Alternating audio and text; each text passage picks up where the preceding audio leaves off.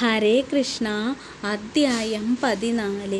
രത്നാകര രൈവതാചല മഹാത്മ്യം.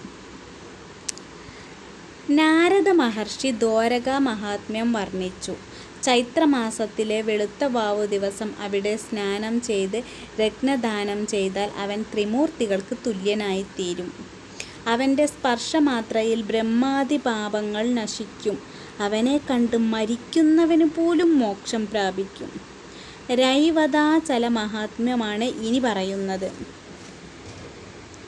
ഗൗതമപുത്രനായ മേധാവി വിന്ധ്യാചലത്തിൽ അനേകകാലം തപസ് ചെയ്തു. ഒരിക്കൽ അപാന്തര തപസ് എന്ന മഹർഷി അദ്ദേഹത്തെ കാണാൻ ചെന്നപ്പോൾ തപസ്സിദ്ധിയിൽ അഹങ്കരിച്ച മേധാവി എഴുന്നേറ്റില്ല. തപോഗർവം കൊണ്ട് തന്നെ അവഗണിക്കുകയാണെന്ന് കുപിതനായ മഹർഷി മേധാവിയെ ഒരു പർവ്വതമാകട്ടെ എന്ന് ശപിച്ചു. മേധാവി ശാപം മൂലം ശ്രീശൈലത്തിൻ്റെ പുത്രനായി ഒരു പർവ്വതമായി ഭവിച്ചു. അദ്ദേഹത്തിന് പൂർവജന്മസ്മരണ ഉണ്ടായിരുന്നു. ഒരിക്കൽ നാരദനിൽ നിന്ന് ദ്വാരകാ മഹാത്മ്യം കേട്ടറിഞ്ഞ ശൈലപുത്രൻ രൈവതനോട് തനിക്ക് അവിടെ പോകാൻ മോഹമുണ്ടെന്ന് പറയുവാൻ നാരദരോട് പറഞ്ഞു. രൈവതൻ സമ്മതിക്കുകയാണെങ്കിൽ അവിടെ താമസിക്കാൻ അവസരമുണ്ടാകുമെന്നായിരുന്നു ശൈലപുത്രൻ്റെ ഉപദേശം. രൈവതന് അത് കേട്ടപ്പോൾ സന്തോഷമായി. അദ്ദേഹം ആ പർവ്വതത്തെ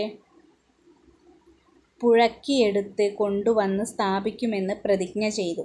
അപ്രകാരം രൈവത രാജാവ് ശൈലത്തെ മോഷ്ടിക്കാൻ പോകുകയാണെന്ന് നാരദ മഹർഷി ശ്രീശൈലത്തിനോട് പറഞ്ഞു കൊടുത്തു. പുത്രൻ വേറെ സ്ഥലത്തേക്ക് പോകുമെന്നറിഞ്ഞ ശ്രീശൈലം സങ്കടപ്പെട്ടുകൊണ്ട് മേരുവിനോടും ഹിമാലയത്തിനോടും വിവരം പറഞ്ഞു.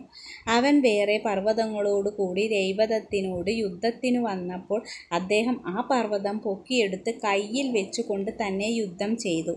രൈവതൻ മുഷ്ടിയുദ്ധത്തിൽ മേരു, ഹിമാലയം എന്നിവരെ അടിച്ചു വീഴ്ത്തി. വിന്ധ്യൻ പേടിച്ചോടിപ്പോയി. അങ്ങനെ രൈവതൻ വിജയശ്രീലാളിതനായി ശൈലപുത്രനെ ആനത്തർത്തത്തിൽ സ്ഥാപിച്ചു. അങ്ങനെ അതിന് രൈവതാചലം എന്ന പേര് ലഭിച്ചു. അതിൻ്റെ ദർശനം സർവപാപഹരമാണ്. ഹരേ കൃഷ്ണ.